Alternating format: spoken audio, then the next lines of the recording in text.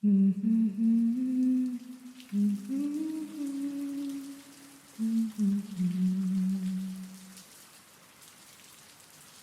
evening.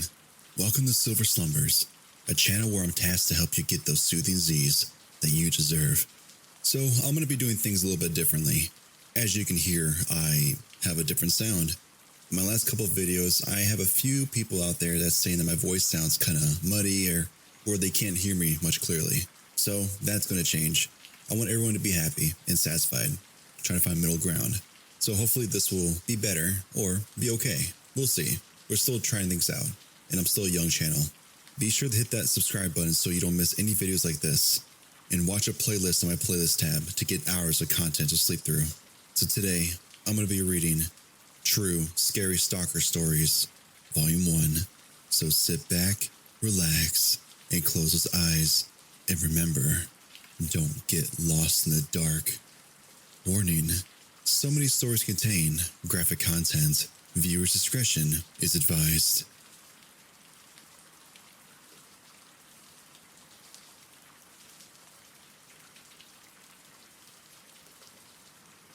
I've never posted on a subreddit before, but after working with authorities, I feel safe enough to share my story.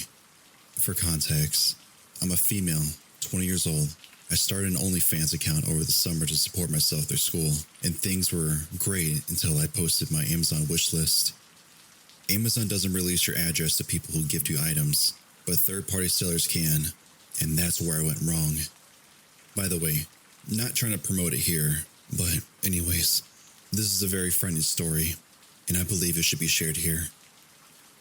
In late July, I got a puppy. One night around 2 a.m. in the morning, I took him outside to go to the restroom.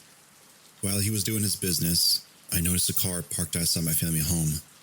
I saw a figure in the car and could tell that they were looking at me, but I couldn't make out their face because it was just pitch black outside. Feeling a bit uneasy, I picked up my puppy to take him back inside. When I started to move, the car parked its way into my driveway. I sprinted back inside and locked the doors, but they never approached my house. The next morning, I went to check the mail. There was an envelope addressed to my OnlyFans name with $20 in it, but no note. I was currently still at home with my parents and they have no idea about my OnlyFans account, so I did not mention this to them. A week later, I moved back to my college town to get ready to start school. At this time, I had stopped posting for the time being until I could figure out how they got my address. I watched enough crime shows to know that there's a possibility that I could be in danger. For reference, I live in a duplex with a gated parking lot. One morning, I was planning on vlogging my trip to Target because I was planning on starting a YouTube channel in the near future, since OnlyFans felt unsafe. When I got to my car, it had been ransacked and my vlog camera was missing. I know it's my fault for leaving it in my car, but I was using it the night before. And since I live in a gated area, I didn't think I would be unsafe. It wasn't in plain sight either. I hid it in the glove box. I used that camera to film my content, and the SD card that was in there had all my unreleased photos and videos. I know they stole it just for the SD card. Anyways, this is where the story gets weird. There are cameras outside the parking lot, so we were able to watch the person break into my car and found the camera. And they didn't even touch the other 7 cars in the lot, so they knew which car was mine, which suggested that they had been watching me for a bit. After they got the camera, they walked around the duplex until they stopped by my window. My bedroom faces the outside street, and my blinds were broken, so it's very easy to see in. I had a curtain, but it doesn't cover my windows all the way. This person watched me sleep for an hour or so. I had no idea why they didn't even try to break in, but thank God they didn't try. This person then sold my camera to a pawn shop, since I knew the serial number and the police were able to find it. However, the SD card was still missing. I believe the police are still trying to track him down, but I have broken my lease and moved to a new place, so hopefully that will keep me safe. So, guy who terrorized me in my home and apartment and stole my camera, let's not meet again.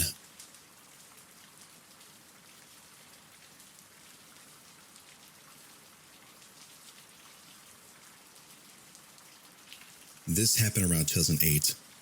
I'm a male and was 23 at the time when this all began.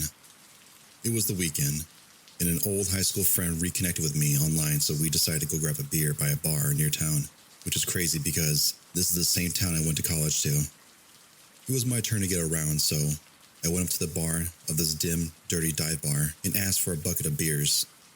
As I was waiting for my beers, a girl approached to me. Let's call her Jane. Hey, do you remember me? She was acting flirtatious. I really did not know or could not remember meeting her, so I said something like, I'm sorry, I talk to a lot of people in my job. Can you refresh my memory, please? She stated she took a class with me and worked with me on a group project. I still had no idea who she was whatsoever. She knew my name and what class I was in.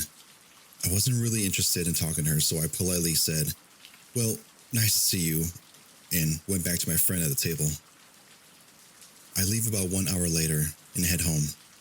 I remember I took a shower and was getting ready to go to bed. I checked my phone before I got into bed, and an unknown phone number called me 2 times and texted me and left me a voicemail. During the time I was in the shower, the text was from Jane, saying that it was great to see me and that I looked cute, or something along the lines that it was being flirtatious. I again wasn't going to lead a girl, so I responded politely saying that it was cool seeing her as well. I was weirded out because I did not exchange phone numbers at the bar. She may have had it on the old list if she was in my class. I woke up the next morning. I had over 10 text messages sent to me. She was inviting me to go over to hook up with her. It was just point blank, just to tell me to come over. I laughed it off at the first time and was kind of flattered, but my thought was, man, she must have drank a lot last night. I didn't respond as I felt it would be awkward. Then, the real stuff begins. I work in an office where I'm not allowed to have my cell phone out, and it's a very professional environment.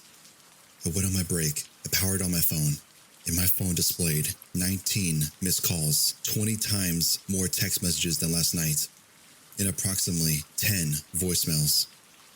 I freaked out as I thought that there was an emergency, but everything was from Jane. These messages go from hello to passionate, affectious, to anger, why I'm not answering, to I'm sorry's, to sobbing, to threats to kill me if I don't respond. I was beyond freaked out, but I texted to see if she was okay or needed help. She texted me if it was the greatest day of her life hearing from me. I then let her know how I felt about her messages were being inappropriate and that I didn't want to give her any feelings that I wanted to date her. I was young and wanted to experience dating, but definitely not with her. From the beginning, this was a bit odd for me, so she began to go through cycles of anger, seduction, sadness, happiness, etc. I began getting 40 plus calls and messages. I decided it would just be best to just stop responding at this point. This went over for 1 week, day and nights, calls and messages. Then one message caught my eye. She mentioned where I work. I never told her this. There was a Wendy's a stone throwaway from my job. I got paranoid, leaving work thinking that she was following me. I drove around for a while before going home from work. I remember sending her one last message stating that if she contacts me again, I will call the police. At the time, I had to pay a monthly fee on my cell phone to have the number blocked. After that, I never heard from her ever again.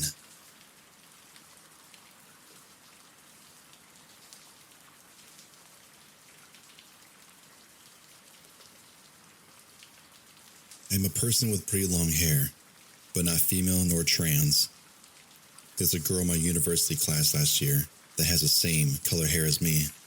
Black, long hair. She is quite popular and usually gets asked out a lot. Sometimes people confuse me with her due to us having both black hair, similar height, and similar hair length. She would sometimes tease me about having to worry about having such long hair, but that's off topic.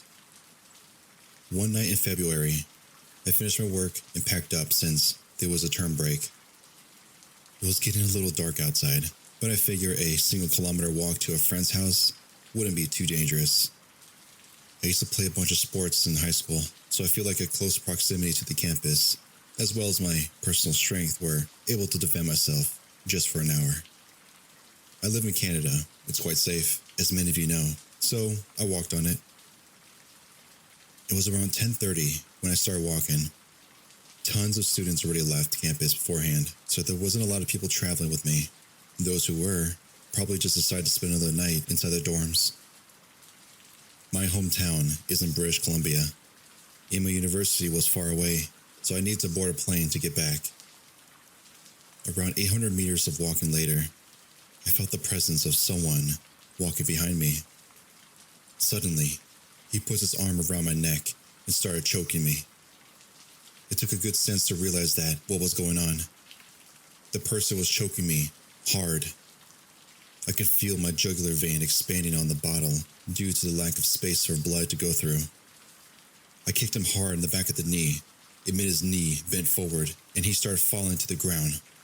I back kicked him in the nuts, which is when he let go.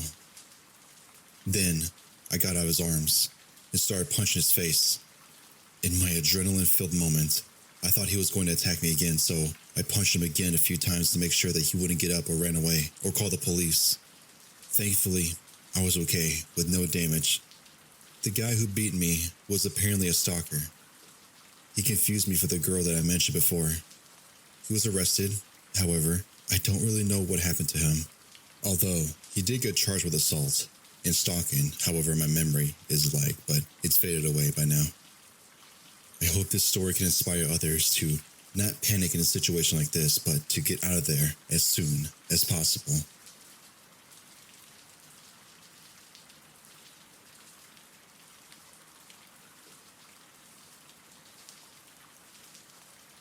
Quick backstory. I had a stalker for about 4 years. He was never aggressive or sent me proper threats, so, stubborn as I am, I did my best to ignore him and not give him the satisfaction of showing him any fear. But to be honest, after a while, I wasn't scared anymore since he almost never came close to me. I know being stalked can affect people severely, even in a case like mine, and it's totally valid. But I guess I got lucky and was never really psychologically affected by it. His stalking behavior mostly just consists of sending me letters and, air quote, gifts, such as photos of my own apartment, my building, from the outside or other angles, things he dug out of my trash can, and, so on. I called the police many times, and they weren't able to, or I doubt they really tried, to catch or identify him. About 3 weeks ago, I discovered the German version of Am I the Butthole, but thought that people might want to know about what it is to have a stalker. Since I barely use any social media, aside from Reddit, and have no personality identifying information here, I didn't think he'd ever see it. One person even asked, "Does he know you're putting him on a blast on Reddit?" I say, maybe. Maybe it would make him angry. Maybe he'd be turned on. I don't know. I really don't care.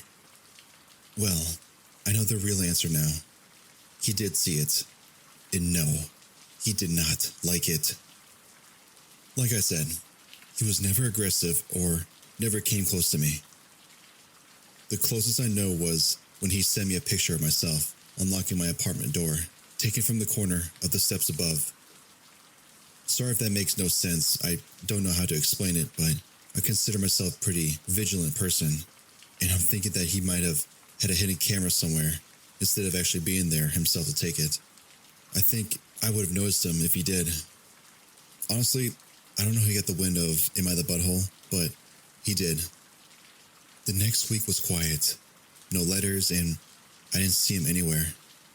Then, he left me letters, with printed out questions, and my answers from Am I the Butthole, but also left me a long, hateful letter towards my boyfriend about an issue I had posted on the German version of Am I the Butthole. His letters were never hateful like that before. Although he never seemed happy with my boyfriend, he wrote about how I should have shared the spotlight with him since I got so much attention thanks to him. A few days later, I got a gift, but this time, he didn't leave it in my mailbox or at my car like he usually did. No, this time, he left it inside the apartment building right next to my front door. I didn't take it inside to my apartment, but I opened it outside. It was a pretty big box, which was also unusual, and it was taped shut. As I'm taping it out, I realized that this is probably not a good idea, and this could end very badly for me. But luckily, he didn't send me a bomb or anything. He did, however, send me several zip ties, a roll of tape, the kind that you would use to tape walls when painting. Nothing of those so you can restrain people. A TV remote with buttons picked off, a pack of Band-Aids with a few used ones. Not actually, just made the look the way according to the police. And a framed picture of me. I could tell the picture was taken a few days ago, and my boyfriend was right next to me, but he cut out the photo. The frame was shattered, and the package was full of shattered glass. Clearly more than just what could have fallen off the frame. And then there was also intentionally put inside a crumpled newspaper that was stuffed in there to keep it all in one place. I called the police right away and gave it to them. They were more concerned this time and told me they will send more patrol vehicles more frequently around the area. He didn't show up or leave any letters, gifts for about another week and a half. But 8 days ago, it started again. I found letters in my mailbox where he wrote about how he wasted his time on me, how I haven't appreciated his effort, and how he was wrong about me being special. 5 days ago, I left my apartment in the morning and heard a crunch sound as I've stepped on my doormat. He put broken glass underneath it in the night. I went off to work because I was in a hurry and was just going to make a phone call to my boyfriend to call the police for me. But then, I found my car has been vandalized. The sides were scratched, lights smashed in, and the windshield had the phrase painted on. He wrote a phrase in German saying my name, but in the English translation it says, "It's time soon, miss," my last name. I went inside and called the cops myself. They found the same phrase on the door underneath the doormat. This time, they really took me seriously, which might have been because I was really pissed off at this point, which I made it very clear to them. If for some reason you're like me and just too stubborn to be afraid of a stalker like mine, then all of this, the letters, gifts, photos, even the damn glass under my doormat, are just really annoying and inconvenient, but my car was useless to me now, and the threat scared me even more. I did, however, have a dash cam in my car, and it caught everything. The police took the footage as evidence, even though dash cam quality wasn't that great, and I had given them photos of him that were just good enough, but they say that it's better than nothing, and they promised that they'll send more patrol cars again. Then it was quiet for 2 more days. Until 2 days ago, someone rang the doorbell just after 4 in the morning.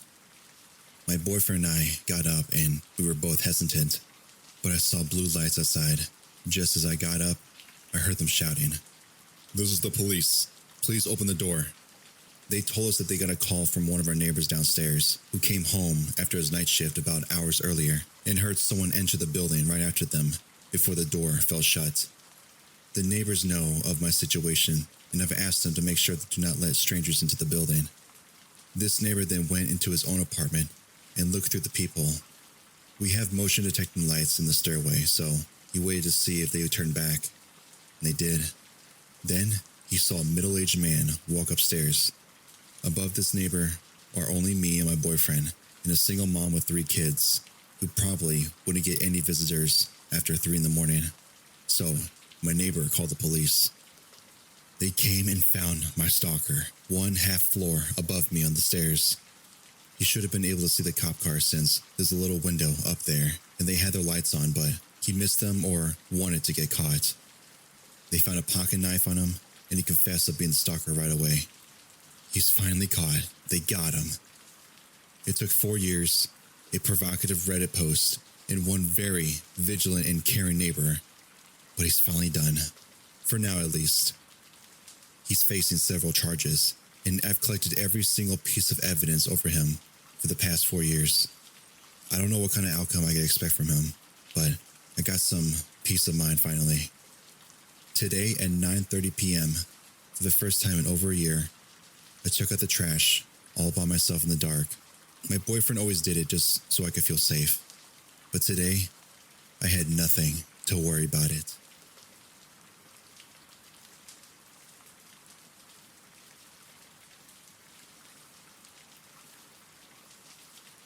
This happened in the late 90s. I, Catherine, female, 43, and my friend, Rose, female, 42, met him together. My stalker was a guy. Rose and I met him on the bus one day, coming home from volunteer work after school as a candy stripper at the local hospital.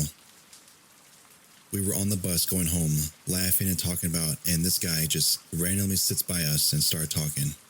He tells us his name, and we laughed, thinking that his name was dumb. Yeah, stupid teenage girls. He corrected us and said that his name was Jay. We talked a bit more and innocently gave him our names, and he asked for my number, but I said no.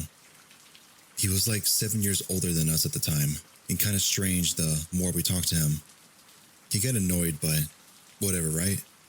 So we thought that was that. A few days ago, maybe a week later, me and the same friend ran into Jay while switching buses downtown. I was going to her house like I did a few times a week when we ran into him. He asked me to hang out with them and watch him play hockey that night. I said no, I was going to my friends. He got weirdly annoyed and kept trying and bragging me, telling me how much fun it would be. He was basically just trying to get me away from my friend. He really didn't want her to come with us. He wanted to just be me and him, just Catherine and Jay. So it was very weird. Our bus finally came and we got there as fast as we could. Over the next few weeks, I kept running into him downtown. It was like he knew my schedule. And every time I tried to be nice and get away with it as fast as I could. And every time he would get annoyed because I wouldn't hang out with him. A few weeks passed and I'm at school.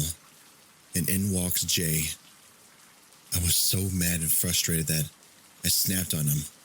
Why was he here? How did he know what school I went to? Did he follow me on the city bus? He's trying to say that he was there to see his friend, but he wasn't with anyone. He was just 25 years old. He's just a guy just wandering around the high school. After that, I would randomly see him on my bus, and he would always try to sit across from me and just look at me, stare at me. He would still ask us to hang out with him, and I would always still say no. As time went on, he would still find me on the bus and sit across from me with who I guess was his girlfriend or a girl he was trying to hook up with just to make me jealous. He would look at me every time I make out with her. He would do this thing every single time, and it just made me feel very uncomfortable. I would either turn on my music, do my best to ignore him, or move to another spot. Nothing ever seemed to deter him. He never did anything bad enough to call the police, and he knew I would have a panic attack, but I'm sure he just got off on that. As the years went on, I would see less and less of him. He would randomly pop up and just make me feel uncomfortable. He started standing really close to me and trying to walk.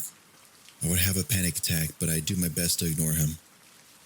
I would still walk very fast, but he would just get more pushy and just keep up with me. Every time I run into him, I text my friend that was there when we first ran into him and get her to calm me down. It's now 2023, so 24 years since it all started, and I haven't seen him in maybe 8+ years ago, and I'm just praying that I never see him again. I'm 43, so he must be around 50, and I'm still scared that I'll run into him.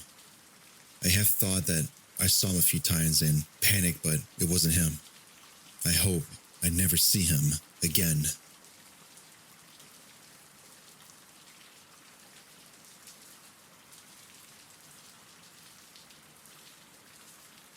This is a long story, as it's been over 5 years in the making. I've actually posted a story before, but there are some really good internet sleuths here on Reddit, and they were able to find out my ex-beauty queen identity, and mine too.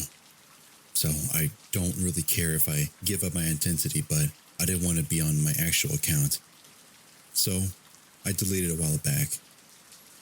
Last week, yet another court date for my ex-beauty queen stalker came and went. We've been expecting things to proceed with her entering a plea of guilty or not guilty, but No such luck. We all got another vague reason as why she's not there ready, and a new court date is issued, months from now. There have been many court dates since she had been arrested.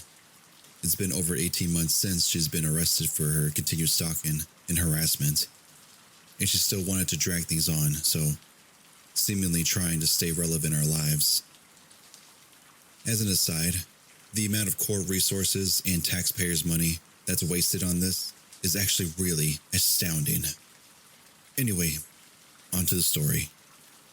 To recap, my husband dated a beauty queen title holder of a very well-known pageant before me. They broke up a long time ago before we met.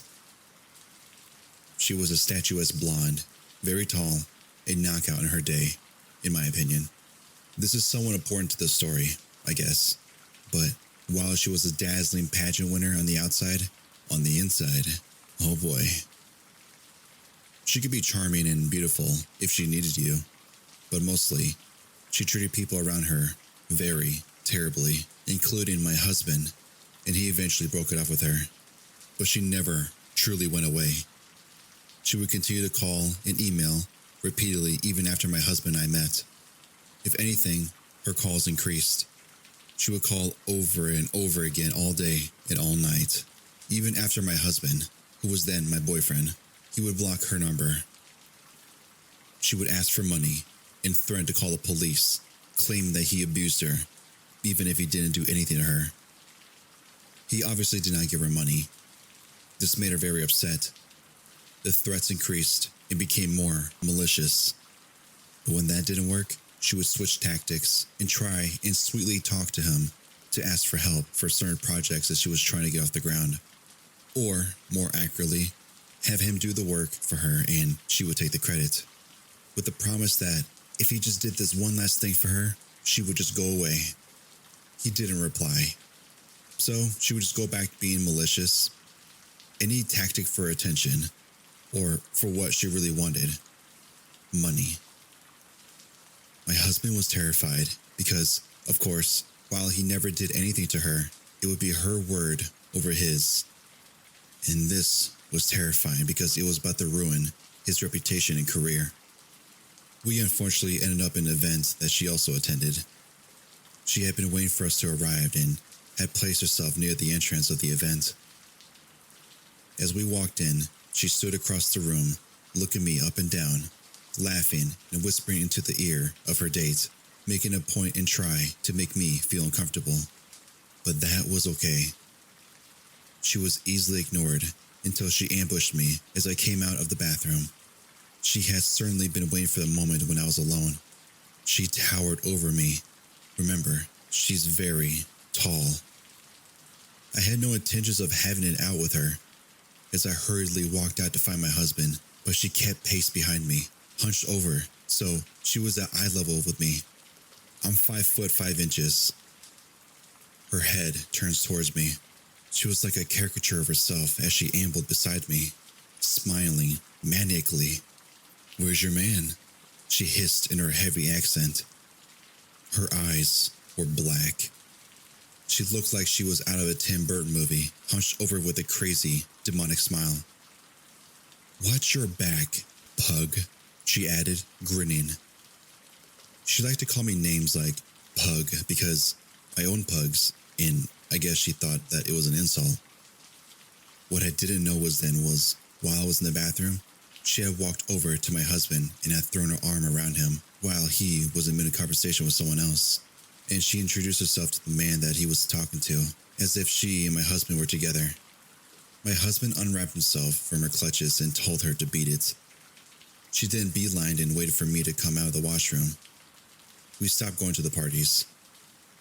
The last time we ran into her was at a funeral for a mutual friend. She followed me around the entire wake as my husband, who was my boyfriend at the time, was talking to the man's widow. I was talking to a friend and his wife. She walked right up and stood with us, joining us mid-conversation as if she were part of the group. It was unnerving but also just bizarre. It was a funeral and I did not want to make a scene. I silently picked up my wine glass off the bar and walked away, leaving her with a couple I had been speaking to. and her staring at me with a smirk on her face. All in all, annoying but manageable. However, the emails, calls, it all never stopped. She would call my husband over and over, day and night, even though he had blocked her. I found my car was keyed one night after I left it outside, but obviously I couldn't prove that it was her.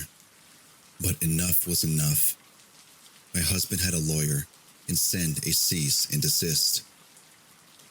After the first, she called him in a private number. He answered the phone, and she said, "Hi, it's me," in a singing voice like they were best friends and he hadn't just sent her a lawyer's letter ordering her to stay away from him and his family. He said nothing and hung up. Another cease and desist was sent, then a third. Nothing would make her go away. She did not actually think my husband was capable of not wanting to be with her because, her beauty. Eventually, though, she got upset that he was not giving in. So, she decided to take this rage on the internet.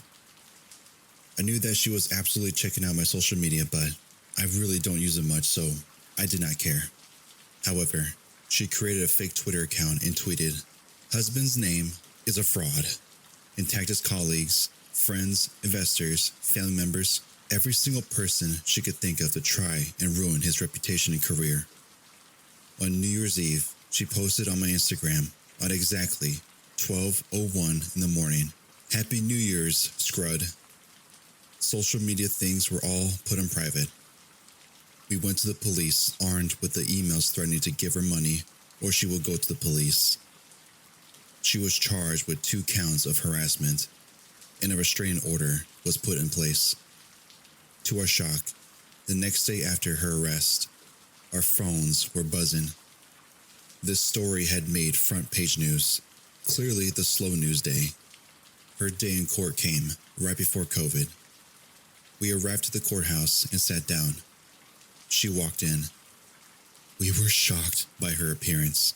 Actually, shocked is just an understatement. She was unrecognizable from her former self. Gone was the statuesque, dazzling blonde. She had apparently shaved her head and was wearing a short, ratty brown wig. She had gained about 80 pounds, give or take. It was now sort of a hunch. With her height and new girth, she looked like a linebacker. To add to her new look, she wore a bulky brown men's overcoat and a scarf tied over her wig like a babushka. My immediate thought was her outside now matches her inside, but it was her eyes that I noticed the most. About a year earlier, we had shown a photo of her to our kids so that if she ever approached them, they knew to run away. At the time, my son, who was young, commented that she had very mean eyes, from a mouth of babes. Maybe it was that she had changed so much physically overall, but her dark eyes had narrowed into deep, black slits. As she scanned the courtroom and saw us in court, she would turn around every so often to look back at us and glare. She would then whisper in her lawyer's ear and laugh as if she was having a grand time. She had a pair of big, round, cheap sunglasses that she would put on and take off intermittently. When she addressed the judge, she put them on, and he asked her to keep them removed. We thought that she was putting on a brave face and treating all of this as a joke, but we were about to find out that getting arrested was not going to slow her down. The restraining order didn't seem to faze her at all. If anything, it angered her even more. From then on, every day, night and day, she would post from multiple fake social media accounts, posting photos of myself, of my husband. She would put up my husband's photo in the caption, "pedophile," or other terrible names that would include racist and transphobic comments and captions. To give you a slight idea, she would post alternate pictures of my husband, photoshopped to make it look like that he was wearing heavy makeup and referring to him as a pre-op transgender. She posted altered and unflattering pictures of myself. She would call me old, ugly. Those are the G-rated ones. Listen, I am no beauty queen myself. The name-calling, while obsessed and gross, wasn't what bothered me the most. Although, I'm not gonna lie, seeing hundreds of photos of myself on her fake Twitter account, call me ugly, and obsessively point out every single perceived flaw did succeed in getting me down at times. Why did I keep looking? Because it was like getting a glimpse into her unraveling an unraveled mind, just in case that there was a clue of what she was capable of doing next. Because it wasn't her insulting posts that fazed me. What bothered me most are the sinister captions. Keep an eye on your kids because I would be watching. Or, why don't you plant some flowers in your front yard? Or, be good to your kids because you never know what could happen next. How was that Uber Eats you ordered? She would post pictures of me with an arrow directed to my head, which I perceived to be a gun pointed to my head. She posted pictures of my husband's workplace, which she was not allowed within 2 blocks in, because in occurrence to the restraining order, but the police said that this could be just a picture that she took from the internet. She posted Agatha Christie's quotes like, "Every killer is usually someone you know well," or, "Your end is near." Her Twitter profile banner was taken from a movie poster and said, "Stalker," like she was in some kind of joke. She called the police again, but they said that there wasn't anything they could do because she didn't explicitly tag us. I took screenshots of everything. Many of her posts were nonsensical, but most were photos posted of us in a fake account, all altered with derogatory or ominous captions. But we couldn't get her to shut down. I became anxious anytime my kids go outside to shoot hoops. My elderly mother wouldn't take the baby out on a stroll. She was too scared. It affected all of our lives. Life became dramatic. The ex-beauty queen would taunt us with, "Catch me if you can." She posted close-ups of her dog's genitals, or a picture of her dog's poop with my name beside it. The implication's obvious. It bothered me she now had a dog, since I didn't think someone like her was capable of caring about anything that's alive. Then, the calls started to back up. This time, to our home line. Yes, we still have a home phone. I would answer the phone, and she would just say the B word once, and then hang up. I pick up the phone again. "Karma will get you." And then weird chant-like calls, as if she was reciting a spell. Sure enough, she posted photos of a pentagram and candles of some sort of altar, and she would caption, "Ring ring." Finally, the police asked us to come in and give video statements. We gave them a drive-in containing thousands and thousands of screenshots of posts that she had made.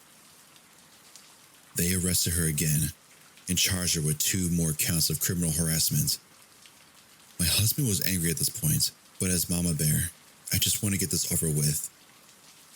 She mentioned the kids frequently and ominously many times in her online rants, also calling them rude names, which I won't repeat here because these are the things that upset me most. The judge also issued a social media ban from her. By the time she was rearrested for the second time, her fake Twitter account, which was literally mostly insults or reference to my family, which had 16,000 tweets in 3 months period. She has no followers, so she was just there to herself. Things quiet down tremendously, but I still get follower requests, and I still believe that it's her. But at this point, we're all on edge. I kid you not, I felt weird walking to my kitchen at night just to make a sandwich and feeling creeped out that she was watching me from outside. I put nothing past her, as nothing is more dangerous than a desperate woman who has nothing to lose, which, by the way, was one of the quotes that she posted. I don't know what's wrong with her. I believe from what I've researched, she's a malignant narcissist. Perhaps some other mental issues at play here, but I can say that she was a terrible person long before she decided to try and make our lives miserable. crazy beauty queen turned stalker. I would love nothing more than to never meet again. But if going to court helps you stay away from us, then bring it. As an aside, I want to mention that we heard from a reliable source that after my husband broke up with her, she allegedly became known to the police for other reasons. While my husband dodged a bullet regarding her threats to go to the police saying that he abused her, apparently other men have not been so lucky. Since I can't post pictures, I'll leave you with one of her posts. One that may not make much sense, but to us, it was a statement to let us know that she enjoys this drawn-out court process. Many of her posts are in her native language, so this is translated. Violent women and the cruelest never answer questions. They like to continue the misunderstanding indefinitely, so I seek to contact people only in order to torment them. My cruelty is my last attachment to the world and my last chick.